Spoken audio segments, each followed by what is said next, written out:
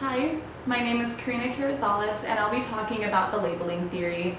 For starters, I have a really bad memory, so I'm reading notes off my laptop as we go. So the labeling theory is actually a version of symbolic interaction, but before I explain the theory, let's go over its history and origin.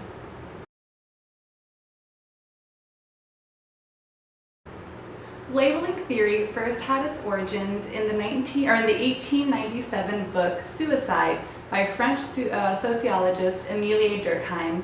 He was the first to suggest that deviant labeling satisfies that function and satisfies society's need to control the behavior. To recap, these are all sociologists that help contribute to the labeling theory. And these were, the early forefathers, if you will.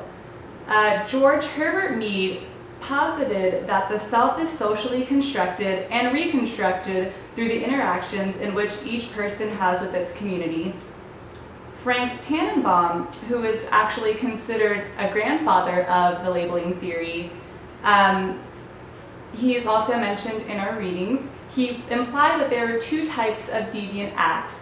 One is the first act, which is in many cases, like for instance, the example that is used is children and their actions. A child may think that the first act is innocent, but the adult will consider it deviant. These are things such as a child not hitting someone, I guess it could be hitting someone, but playfully, and the parent getting mad, or a child, acting up during a trip to the mall and the parent getting mad.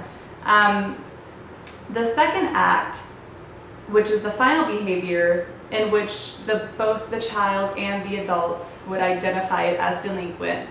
So the first act is something that one party considers delinquent or deviant, and the second act is one that both parties consider actual devious behavior. Howard Becker brought this theory into the limelight, however.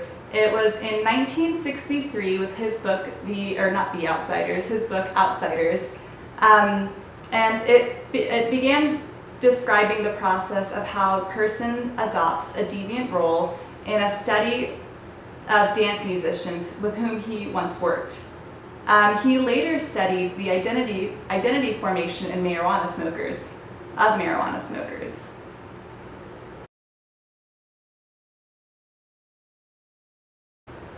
So, overall, in short, labeling theory interprets deviance not as the static entity whose causes are sought to be out, but rather than the dynamic process of symbolic interaction between both deviance and non-deviance. So, consequently, labeling theory doesn't ask, as positives do, they don't ask what causes behavior. Instead, they ask two other questions.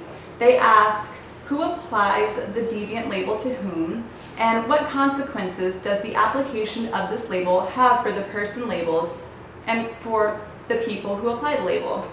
So in short, labeling theory is, just as the name says, it's labeling. You have the labelers, who are your people such as cops and judges, and they are normally rich white people.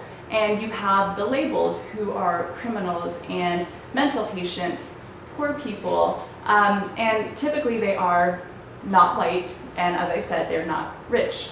So the consequences that derive from this, and that what makes up the labeling theory, is that once people are labeled, it's kind of like a self-fulfilling prophecy. They do what they are labeled as.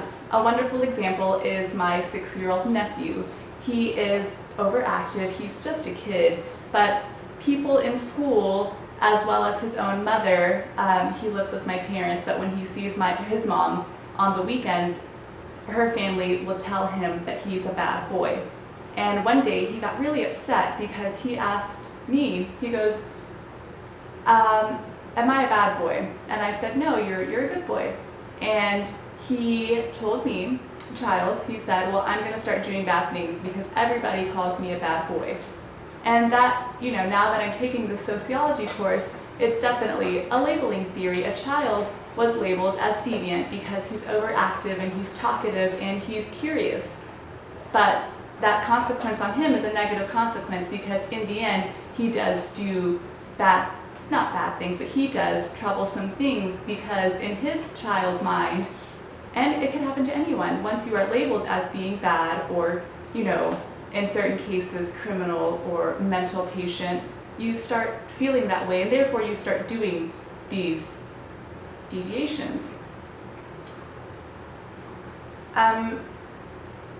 Testing has been done on, like I said, criminals, mental patients have been tested on this theory, and in most cases, the results show that if they are, showing some of these deviant characteristics, once they are labeled devious, they most of the time end up doing things that fit that label or stereotype.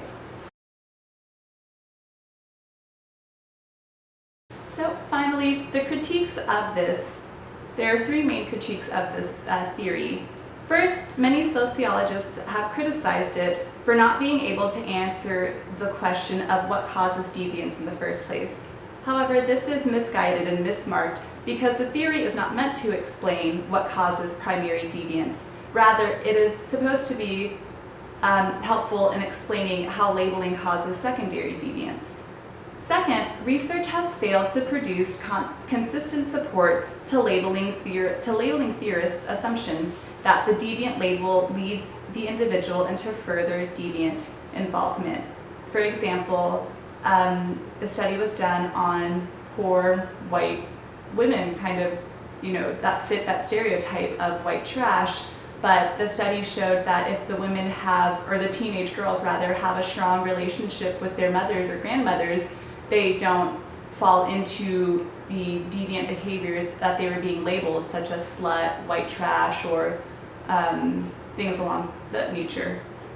Finally, labeling theory cannot logically deal with hidden deviance and powerful deviance. And this has to do with if a person of power, such as a politician or, a very powerful, wealthy person falls into deviant behavior, they are kind of exempt from this theory, which is a critique of it. So that is all that I have. I hope you enjoyed it. And sorry for the pitter-patter of little feet. My dog is he didn't want to be kennelled.